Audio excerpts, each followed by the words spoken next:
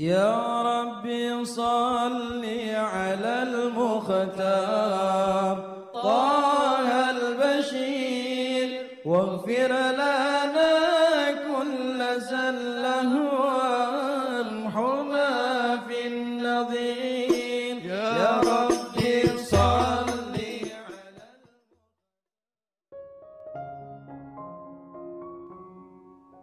Bismillahirrahmanirrahim. Alhamdulillahi rabbil alamin. Allahumma salli wa sallim ala sayyidina Muhammadin wa ala ali sayyidina Muhammadin miftahi babi rahmatillah adada ma fi ilmillah salatan wa salaman daimaini bidawami mulkillah. Assalamualaikum warahmatullahi wabarakatuh.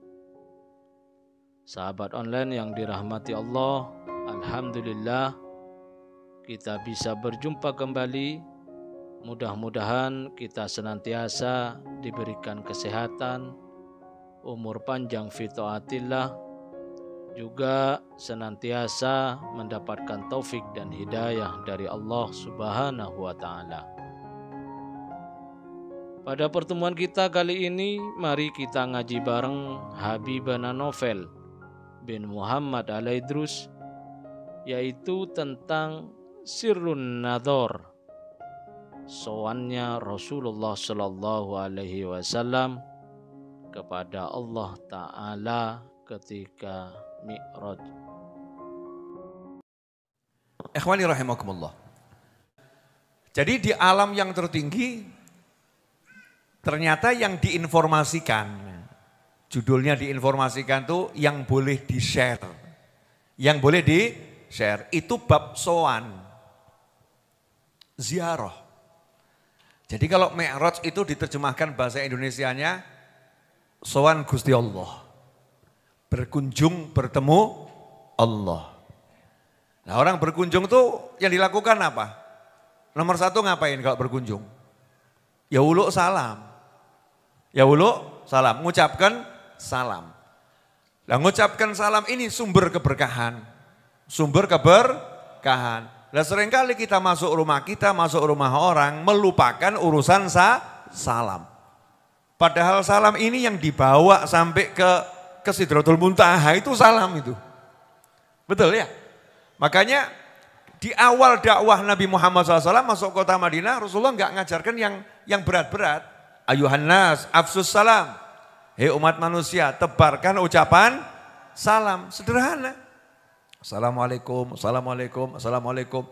Kelihatannya ini sederhana, tapi ini ternyata yang sampai ke langit 7 lewat ya. Sidratul Muntaha. Dan akhirnya menghasilkan sholat. Akhirnya menghasilkan sholat. Karena soalnya bagus, ya cakep, dikasih hadiah. Dikasih hadiah. Nah, ikhwani rahimakumullah. Dalam salam itu ternyata ada pesan. Banyak pesannya. Tadi kan saya ngomongnya drojos gitu ya. Diprateli dikit-dikit boleh? Gak usah lama-lama. Nanti kan judulnya ada ilmu, ada khataman, ada doa. Nanti kalau saya ngomongnya kepanjangan, doanya rampung jam 1 nanti. Kesian yang dari Tuban tuh Pak Uda, Masya Allah bawa rombongan 400 orang. Beliau duduk di belakang sana itu. Ya bersama kawan-kawannya, belum lagi yang lain. Yang pertama ya, orang itu akan mendapatkan sesuatu sesuai dengan pengagungan yang ada dalam hatinya. Pengagungan, ta'zim. Bagaimana dia melihat sesuatu dengan pandangan mengagungkan. Dengan pandangan memuliakan. Contoh, sholat duha. Kalau pandangannya sekedar sholat duha. Dapatnya ya sholat duha. Dapatnya itu. Tapi kalau sholat duha, pandangannya, wah ini waktu banyak orang yang enggak sholat. Waktu banyak orang sibuk macet di jalan. Waktu banyak orang sibuk jual beli. Ini dikatakan sholatul awwabin. Sholatnya orang-orang yang kembali kepada Allah. Orang yang kembali kepada Allah. Kalau saya pengen cepat dikenal Allah, ya ini waktunya. Terus sholatnya sambil laporan, ya Allah, di antara semua yang lupa, alhamdulillah aku ingat ya Rob. Makasih ya Allah. Itu lain. Rasanya berbeda. Sedekah. Sedekah. Sedekah pagi, sedekah. Ya dapat sedekah. Tapi beda dengan orang yang pagi-pagi dia ingat sabda Nabi Muhammad SAW. Bahwasanya ada malaikat itu yang berdoa, Allahumma a'ti munfikan khalafan wa'ti mumsikan talafan. Atau kama qala SAW. Ya Allah, di pagi hari ini siapa yang mau memberi orang lain, beri dia ganti. Kalau ada orang yang pelit menahan hartanya, hancurkan kekayaannya. Dia pagi-pagi dia sedekah niat, ya Allah, saya minta ganti yang banyak. Biar dapat doanya malaikat. Ganti apa? Diganti sehat, diganti pintar, diganti. Ganti itu yang banyak, jangan cuma satu. Kalau ganti cuma angka kan rugi ya. Kan rugi, dia minta betul. Jangan sampai hartaku hancur.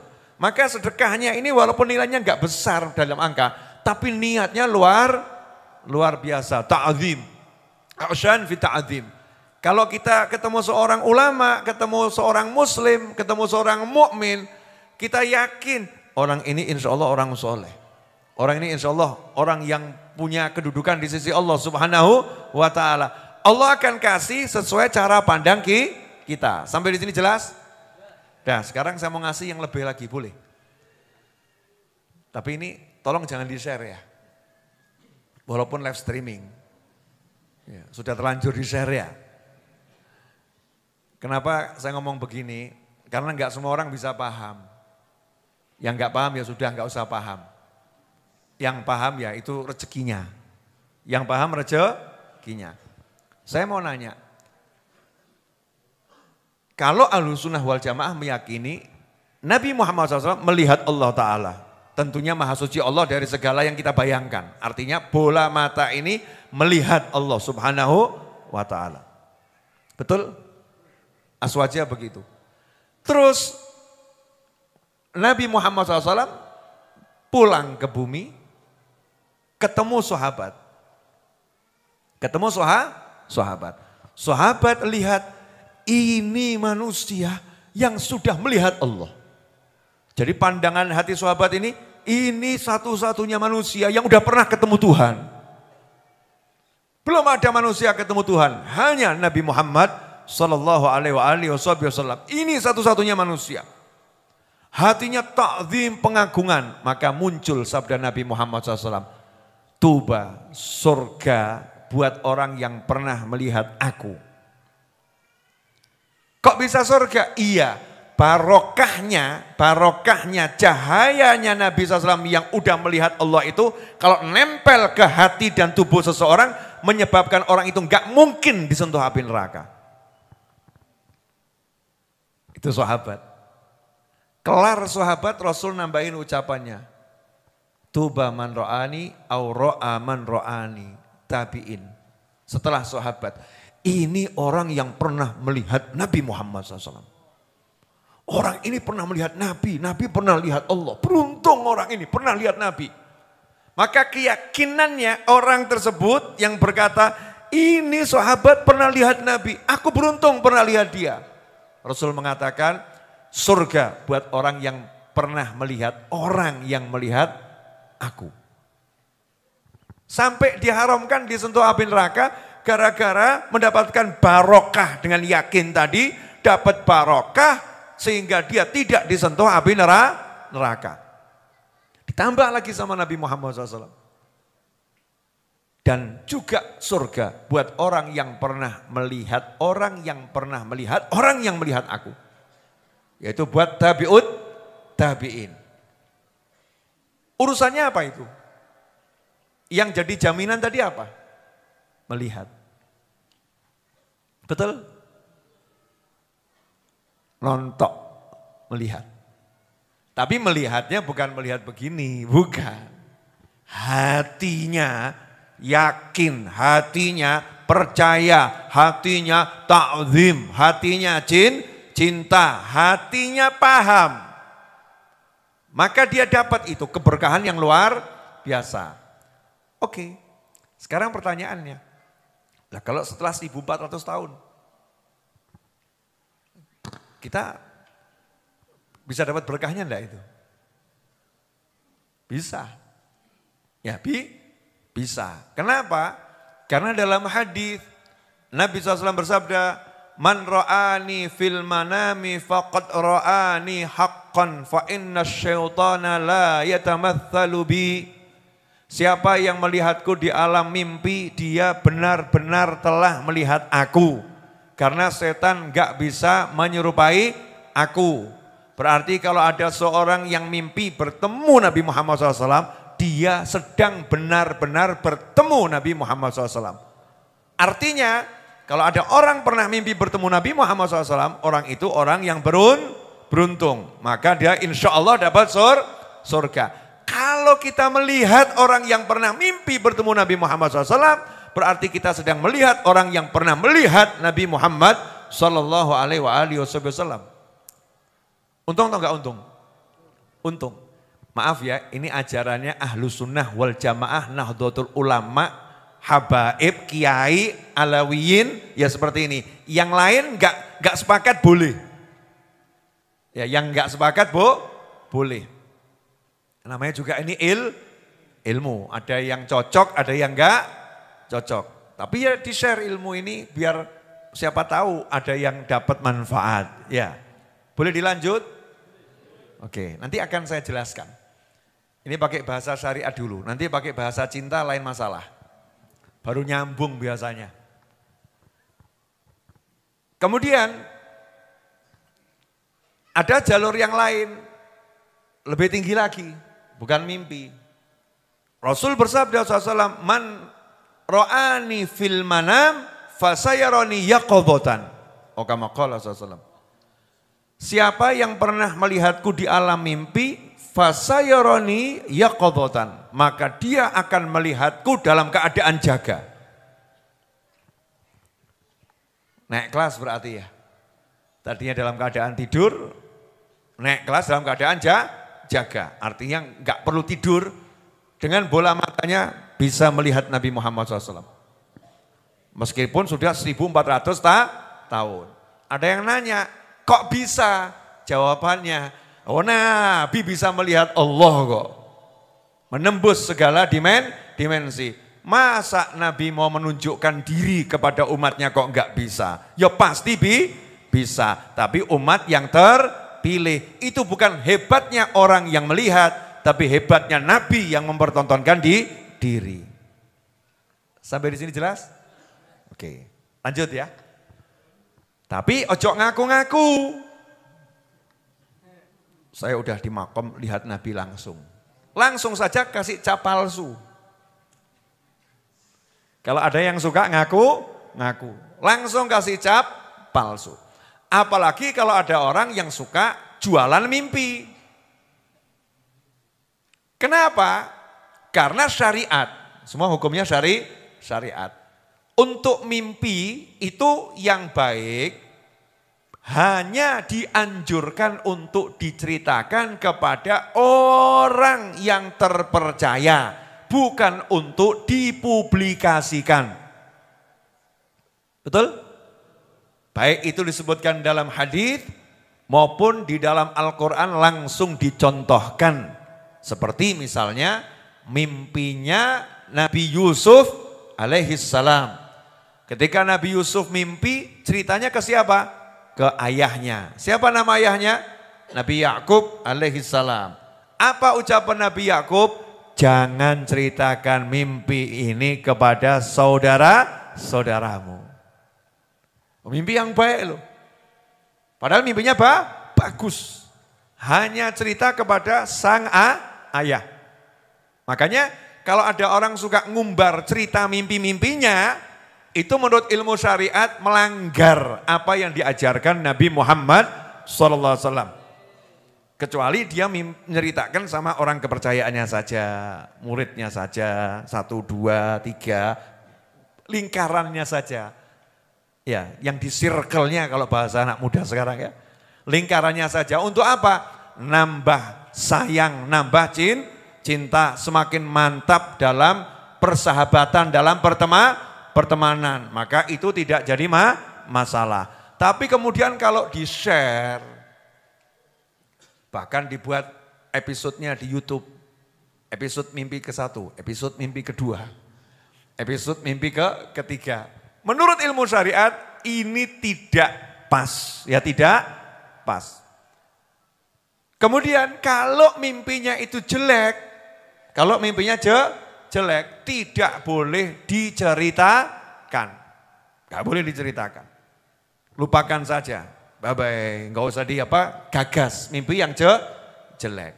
Karena itulah para wali, orang-orang yang soleh dari satu generasi ke generasi berikutnya, itu tidak suka menceritakan mimpi.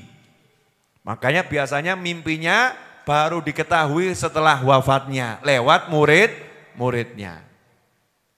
Dari murid-muridnya cerita, ini dulu guru saya pernah mimpi begini. Dari murid-muridnya. Dan itu setelah wafatnya.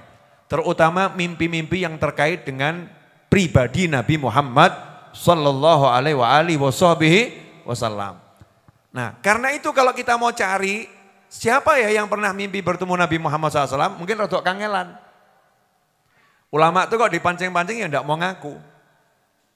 Saya masih ingat almarhum Habib Anis di tengah pengajian yang banyak orang ditanya, Habib pernah mimpi Nabi enggak gitu? Habib Anis tuh.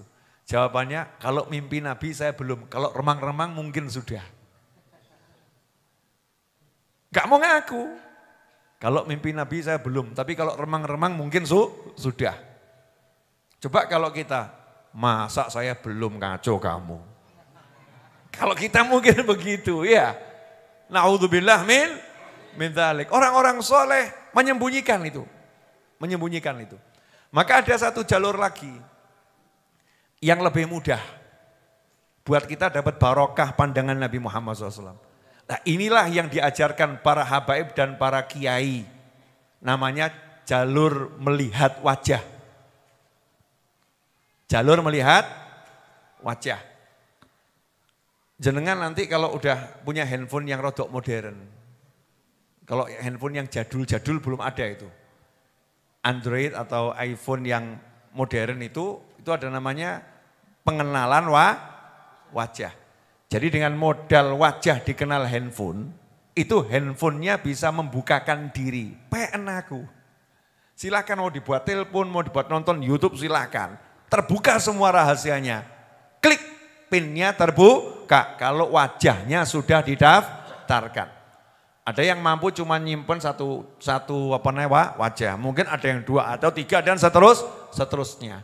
Nah Allah Subhanahu wa ta'ala ini punya sistem ya. Yang wajah sudah didaftarkan, maka kalau wajah itu nanti nempel ke alat tersebut, maka alat itu akan membukakan dirinya.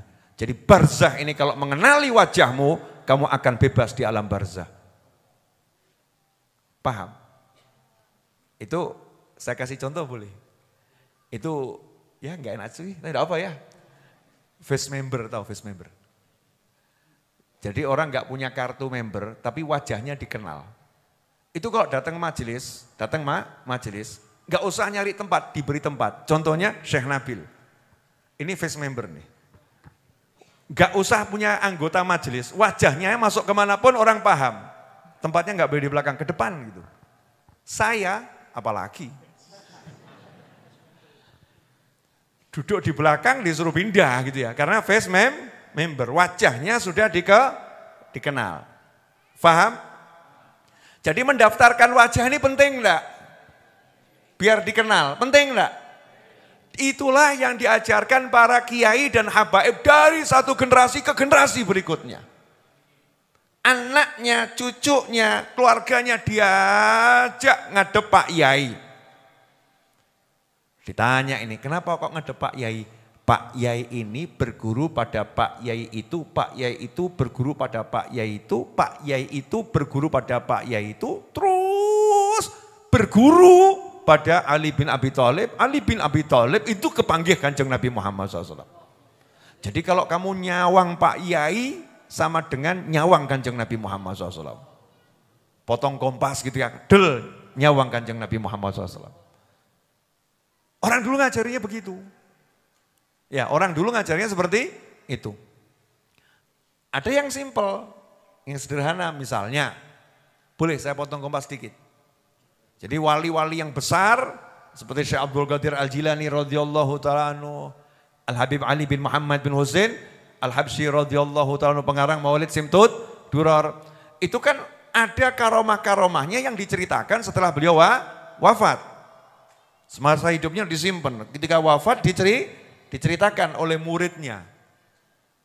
Salah satunya misal Habib Ali Al-Habsyi. Ini ya, moga-moga manfaat. InsyaAllah. Habib Ali Al-Habsyi Sohibil Maulid Simtud Durar yang haulnya insyaAllah salah satu yang terbesar di Indonesia. Salah satu yang terbesar di Indonesia.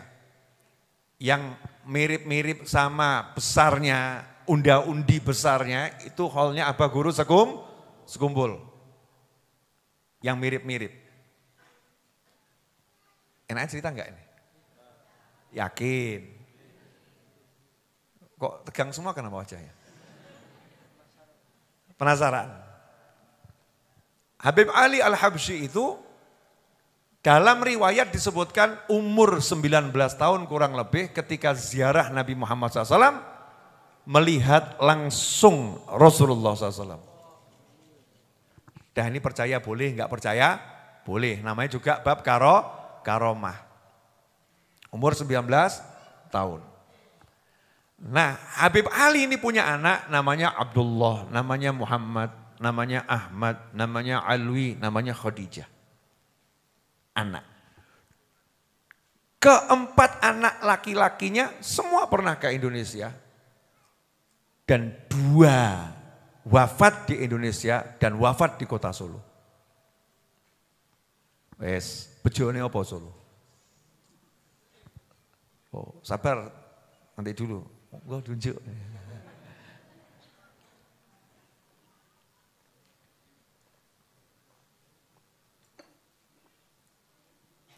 Ini sekarang baru mulai nyambung. Baru ya, mulai nyambung ya.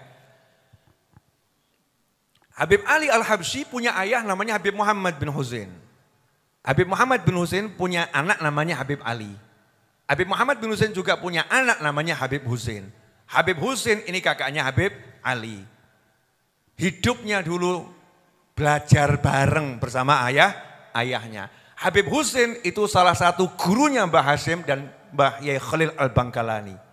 Dan berapa banyak kiai-kiai Indonesia dulu berguru kepada Habib Husain. Saya pengen paham sih. Kalau tidak gini nanti enggak paham. Berarti Mbah Hashim Asy'ari rahimahullah, Yai Khalil Al-Bangkali rahimahullah pernah melihat Habib Husain, betul? Mulai berguru, baca kitab tiap hari selama 6 tahun loh. Bukan lagi melihat ya. Pernah melihat Habib Husain itu bergaul dengan Habib Ali, bergaul dengan ayahnya. Singkat cerita Mbah Hashim dari itu saja, belum pribadi beliau sendiri, dari situ saja pandangan bola mata Mbah Hashim dan Yai Khalil Al-Bangkalani rahimahullah, keduanya telah melihat orang yang pernah melihat Nabi Muhammad SAW. Clear? Jadi kalau berkahnya satu abad NU kok seperti itu ya pantas itu ya. Lanjut dikit. Lah bejonya Habib Ali ini anaknya 2, yang satu Habib Ahmad dimakamkan di pemakaman Tipes. Adiknya yang paling kecil namanya Alwi, Habib Alwi, makamnya di Masjid Riyadh dan beliau adalah ayahnya Habib Anis. Ketika Mbah Hashim Asy'ari mau pergi ke Tegal, di sebuah cerita yang saya dengar langsung dari Habib Anis ketika menjelaskan, beliau mampir ke Solo, Mbah Hashim sowan ke Habib Alwi dan mengatakan, saya datang ke sini karena saya ini muridnya Pak D jenengan. Ya, saya ini muridnya Pak D jenengan, muridnya Habib Husain. Pengen nyambung silaturahim. Berarti Mbah Hashim double. Sudah nyawang Pak D-nya, ya, nyawang juga melihat ayahnya, ya, juga melihat anaknya. Dan anaknya juga melihat Hasyim. Muter nih sanad nadhor nih. Muter. Saya nggak paham, nggak usah paham. Saya dari awal udah bilang loh ya, yang nggak paham nggak usah paham. Nah Habib Alwi alhamdulillah punya anak banyak. Salah satu yang masyhur dan dikenal namanya Habib Anis. Ya namanya Habib Anis. Habib Anis tinggal di Solo bergaul dengan masyarakat luas. Salah satunya saya. Ya salah satunya saya. Habib Anis lihat Habib Alwi lihat Habib Ali, Habib Ali lihat Nabi Muhammad SAW. Paham? Apa pahamnya? Jadi no awakmu pengen barokah sawangan rupa aku gitu. Paham?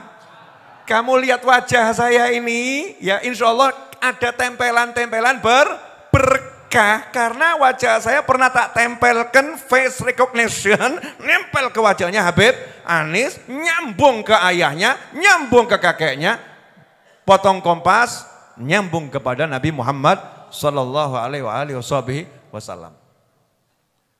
Tapi ojo terus kok marani aku, Beb, izin nyawang. Enggak disongko aliran aneh-aneh gitu. Itulah kenapa habaib dan kiai itu enggak kaken ngomong, cuman duduk sowan ketemu terus ngobrol dikit pulang gitu ya. Kenapa? Karena pengen ngambil sanad nadhor gitu loh. Pengen lihat toh. Karena percaya al-barokah. Percaya yang namanya barokah. Karena Rasul mengatakan tuba liman ro'ani. Modal nyawang beruntung. Lah kok orang sekarang menganggap nyawang gak ada manfaat. Iki sing ngajari sopo.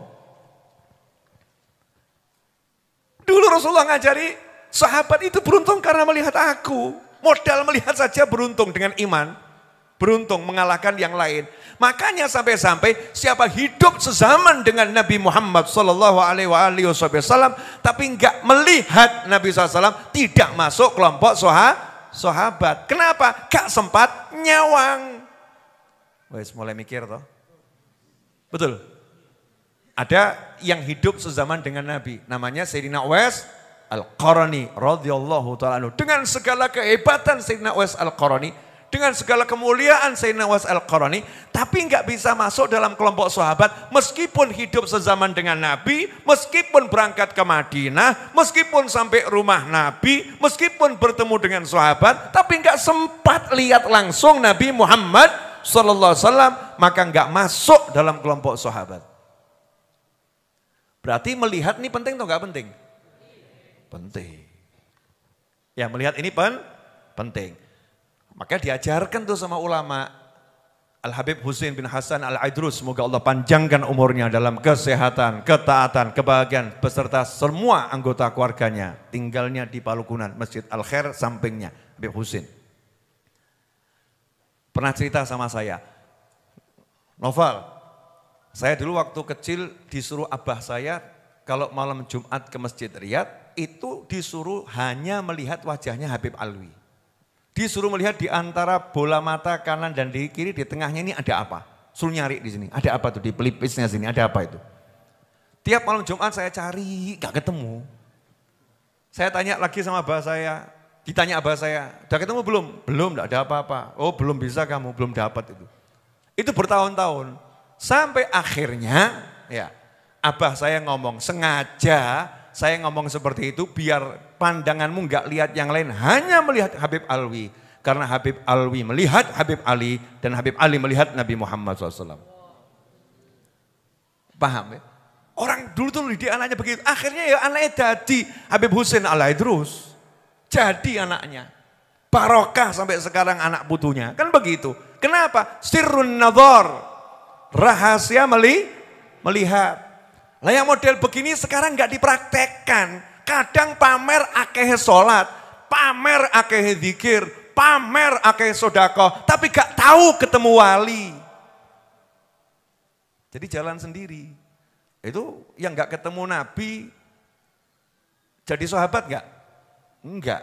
Sehebat apapun kamu hidup di zaman Nabi Muhammad SAW, zikirmu sehebat apapun, kalau enggak melihat Nabi Muhammad SAW, enggak masuk dalam kelompok sahabat. Makanya jangan sombong. Karena itu kita disuruh silaturahim. Cari orang-orang yang soleh. Siapa tahu dengan sekali pandang pangkat kita naik. Paham gak? Moga-moga gak paham. Ini kalau tidak dibegini kan tidak mudeng-mudeng soalnya. Ulangi ya. Ada satu orang hidup sezaman dengan Nabi Muhammad SAW, oke? Ada 10 orang ya, yang satu ini nggak pernah lihat Nabi Muhammad SAW, hidup sezaman, meninggal sebagai Muslim, tapi nggak pernah bertemu dan nggak pernah melihat Nabi Muhammad SAW. Yang 9 hidup sebagai Muslim, sezaman dengan Nabi, meninggal sebagai Muslim, dan yang 9 ini bertemu dengan Nabi Muhammad SAW. Saya mau nanya, pangkatnya sama atau beda? Pangkatnya sama atau beda? Hidupnya sezaman, ibadah sama-sama ibadah di zamannya zaman Nabi. Cuman gara-gara gak kepanggih, gak ketemu. Pangkatnya beda atau sama? Beda. Berarti kalau ketemu naikkan pangkat atau tidak? Makanya kalau kamu hidup di zaman ini gak ketemu wali, pangkatmu gak munggah-munggah. Menurut kok gak paham-paham. Ustaz, aku gak butuh bib. Ya Ustaz, yang penting aku tak sholat, pangkatku munggah. Wong sejelas hidup sezaman sama Nabi aja nggak ketemu Nabi, nggak naik pangkat kok ya. Apalagi zaman sekarang. Mau kamu andalkan hanya ibadahmu tanpa mau mengenal hamba-hamba Allah yang soleh, yang Nabi sodorkan di hadapan Allah Ta'ala. Assalamu alayna wa ala ibadillahi salihin. Rasulullah pun minta kita mengenal hamba-hamba Allah yang soleh ini disampaikan di hadapan Allah Subhanahu wa Ta'ala. Sampai di sini jelas? Alhamdulillah. Pun nate angsal kados mekaten penjelasan ruwet ini sudah pernah dengar? Belum ya? Belum yang sampai sesangar ini belum ya? Biasanya rodok halus-halus gitu kan? Ini kan rodok tegas gitu. Makanya ulama-ulama itu kalau ada tamu-tamu ulama, murid-muridnya dikumpulkan, betul? Dipanggil keluarganya, dipanggil ini. Hanya apa? Sawangan, lihat. Ini mungkin ulama yang datang ini pernah ketemu wali. Sehingga kamu dengan melihat dia, kamu akan dapat barokah. Contoh, ada paceklik yang luar biasa. Ada paceklik yang luar biasa. Itu orang-orang soleh, dongonya luar biasa. Sholat minta hujan, nangis, dongo, tambah panas. Lewat satu orang, lihat orang ini dongo, nangis kok gak udan-udan tambah panas. Gak ikut sholat dia. Diangkat tangan. Ya Allah, berkat kedua bola mataku ini, tolong turunkan hujan. Langsung mendung, langsung udan. Kabeh yo mengu, sapa iki? Sakti. Ditanya toh ya.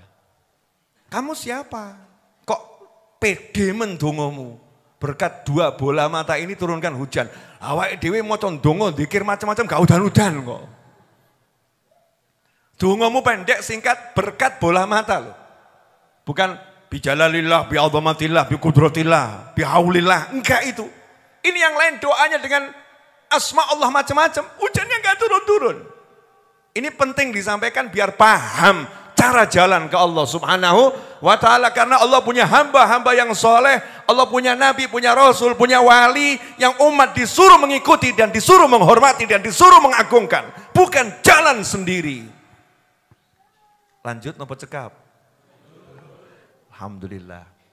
Jangan di-share ya. Ini Habib Novel jarang ngomong setajam silet ini. Tajam ini soalnya. Karena sekarang ada orang yang sok pede sama ibadahnya terus gak mau cari hamba-hamba Allah yang soleh. Seakan-akan dia sudah cukup jadi orang soleh. Tak soleh dewe aku. Masya Allah, gak perlu orang soleh yang lain. Ngeri atau gak ngeri itu? Ngeri. Sampai di mana tadi?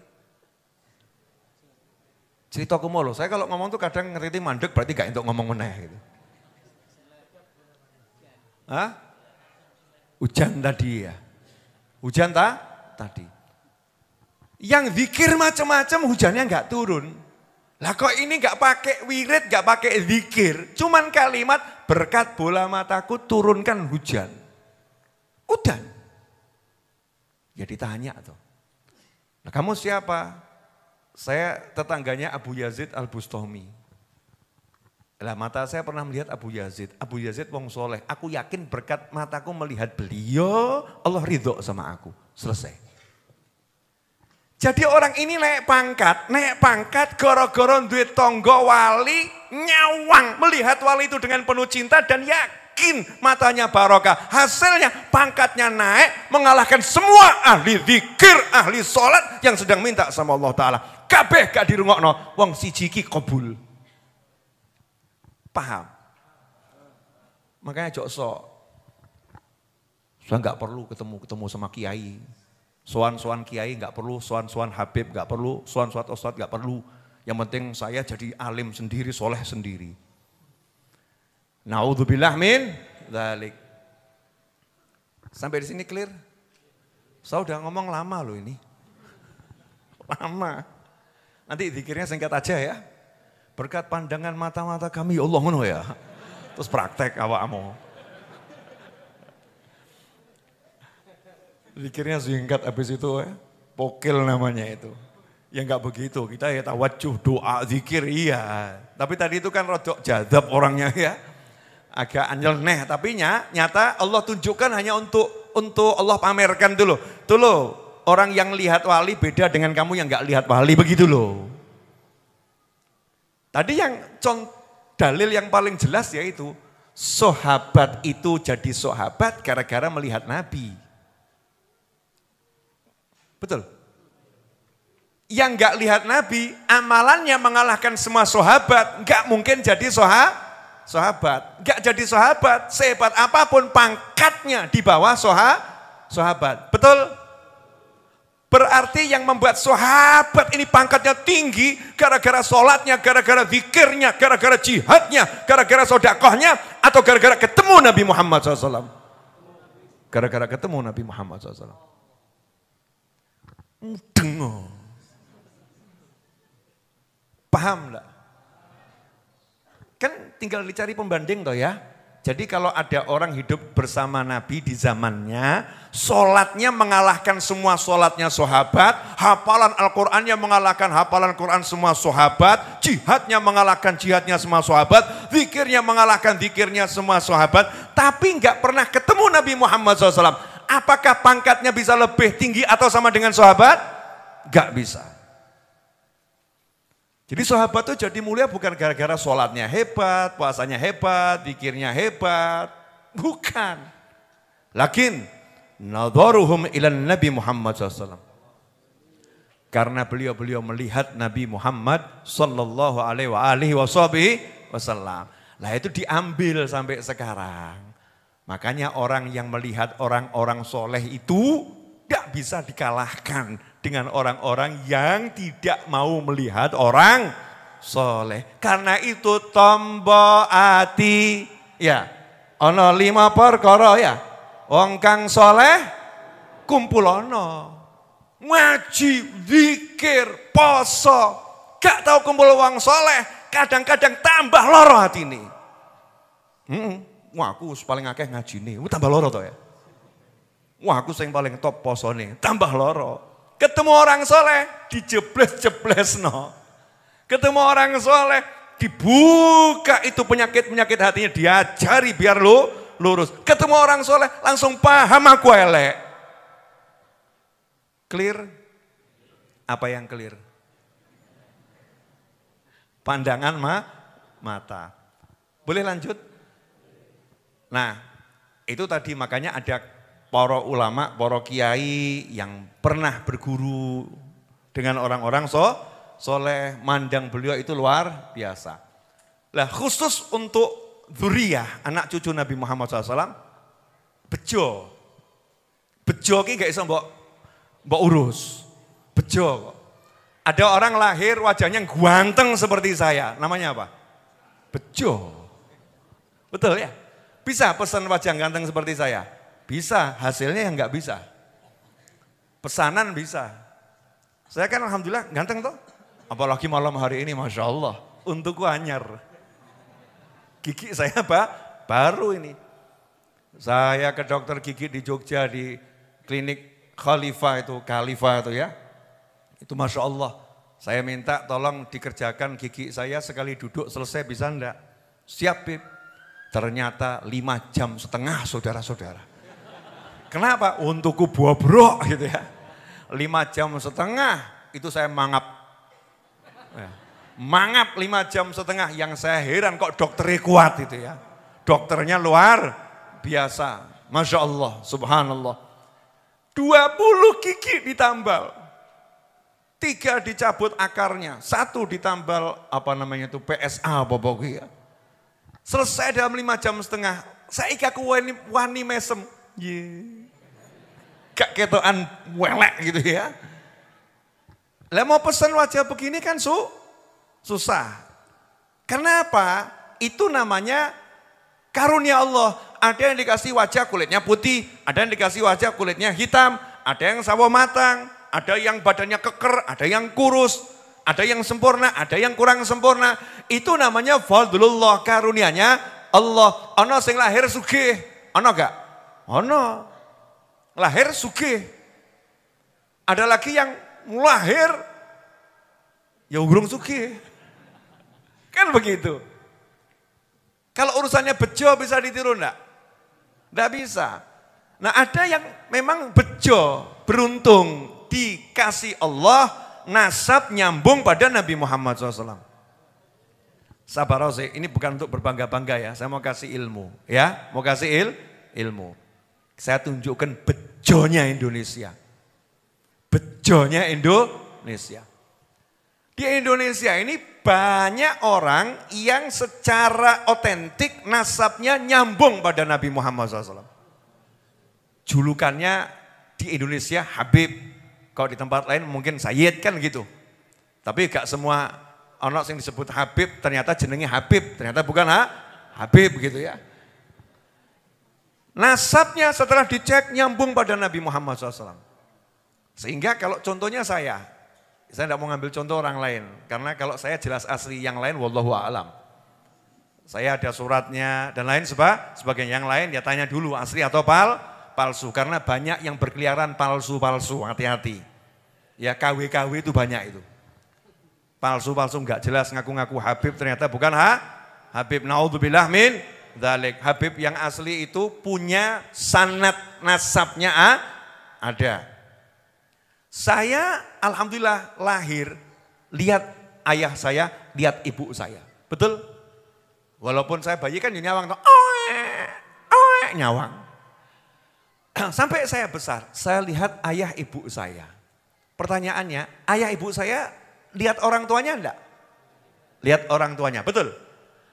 Ayah saya lihat kakek saya lihat ayahnya, ayahnya kakek saya lihat ayahnya, ayahnya kakek lihat terus ke atas, terakhir Sayyidina Husain lihat Nabi atau enggak lihat Nabi? Orang mau dolok, digendong, pelayon bareng tubur-tuburuan, wong putune Kanjeng Nabi Muhammad SAW. Paham? Berarti saya pernah melihat orang yang melihat sampai melihat Nabi Muhammad SAW. Clear? Dan itu jumlahnya di Indonesia luar biasa. Jadi Anda tidak usah bingung mau nyari siapa. Cari kiai sama Habib delengen tok berkah.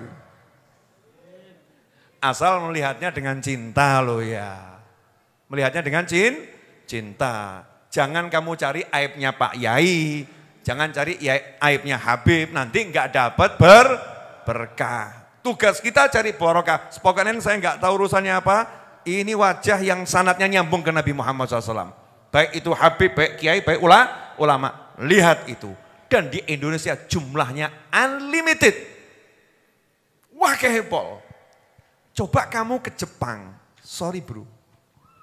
Cari wajah kiai. Angel. Saya pernah ke Jepang kok ya. Untung ada teman-teman NU di sana kan ya. Kalau nggak ada teman-teman NU kan nggak ono sing tahu ketemu yai. Wajah kiai di Jepang, wajah kiai di Korea Selatan susah. wajah Habib di Jepang, wajah Habib di Korea Selatan, susah. Makanya di sana Islam itu berkembangnya kurang cepat. Benar? Di sini kok berkembangnya cepat dan berkahnya luar biasa. Kenapa? Karena di sini ada banyak manusia-manusia yang secara sanad berkah pandangan ini nyambung pada Nabi Muhammad sallallahu alaihi wasallam. Intinya hikmah Isra Mi'raj malam hari ini adalah rahasia memandangnya Nabi pada Allah Subhanahu wa taala. Ternyata di Indonesia ini banyak orang yang punya sanad memandang Nabi Muhammad sallallahu alaihi wasallam. Clear? Alhamdulillah. Jadi hidup di Indonesia enak atau enggak enak? Enak. Cari berkah itu mudah, tinggal mau atau tidak. Hatinya mau merendah atau tidak. Kan butuh barokah ya, harus merendah. Kalau enggak merendah enggak bisa dapat barokah. Oh saya ini kalau lihat jenengan tak sawang, insya Allah pernah ketemu kiai siapa ini, insya Allah berkaya. Kan begitu. Sopo ngerti kisah tak sawang atau ngimpi Kanjeng Nabi, kan begitu. Saya mandangnya dengan senang, ini mungkin pernah mimpi Rasulullah, ini mungkin pernah mimpi Rasulullah.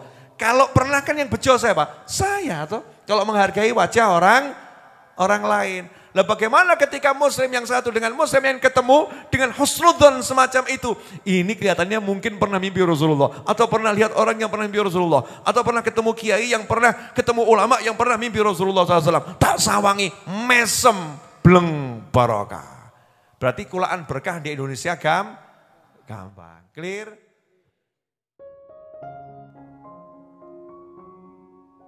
Alhamdulillah. Kita telah menyimak penjelasan dari beliau. Semoga ilmu yang telah kita peroleh ini dari Habibana Novel bin Muhammad Al-Idrus menjadi ilmu yang bermanfaat bagi kita, keluarga, dan anak cucu kita.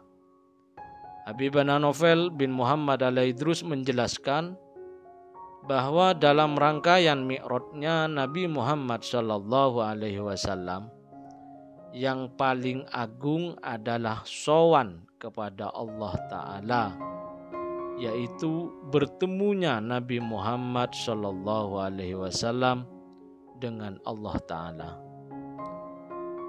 Dalam mi'raj, sowannya Rasulullah SAW kepada Allah Ta'ala, Rasulullah SAW pertama mengucapkan salam penghormatan, pengagungan kepada Allah Ta'ala. Ucap salam adalah sumber keberkahan.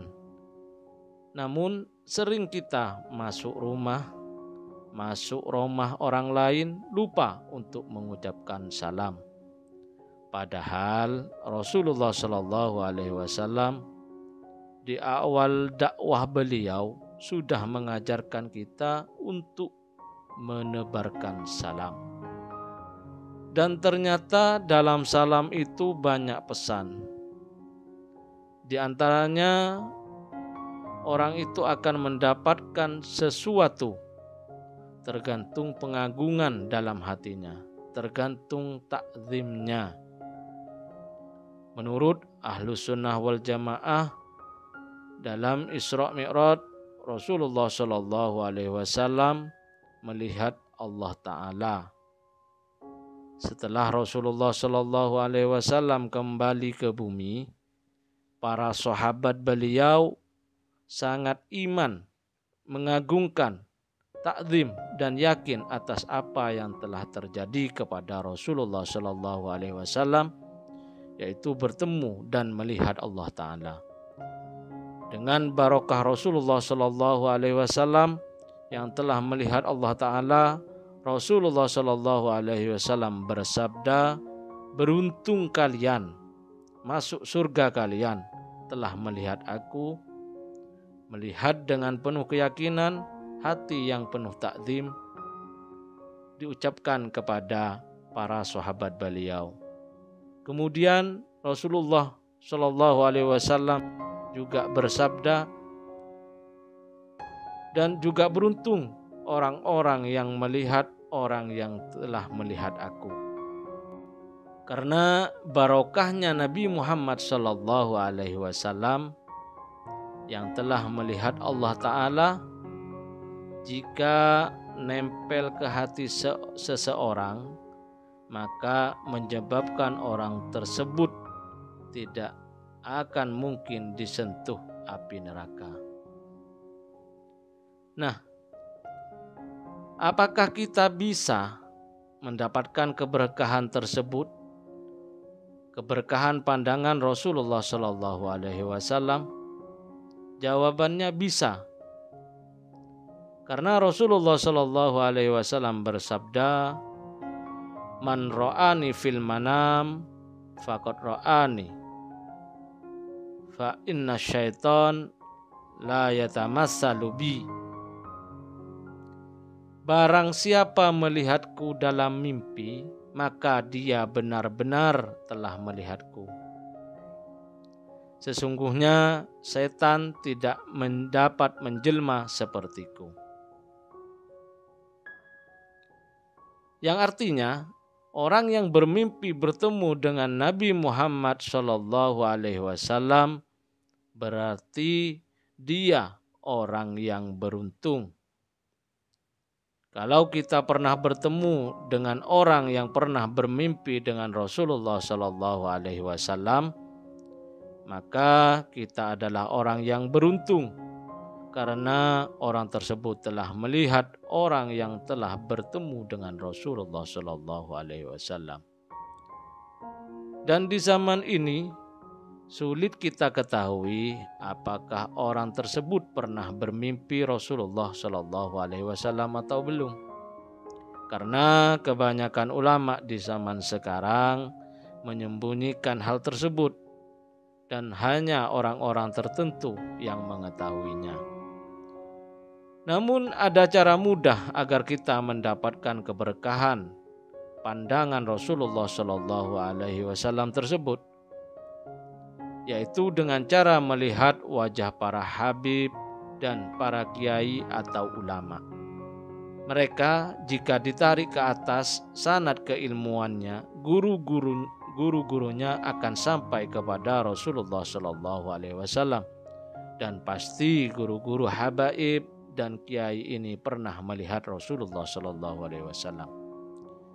Oleh karena itu, mari ajarkan kepada anak cucu kita untuk melihat wajah-wajah para ulama, para habib dengan niatan agar mendapatkan sirrun nadhar, mendapatkan keberkahan dari orang yang telah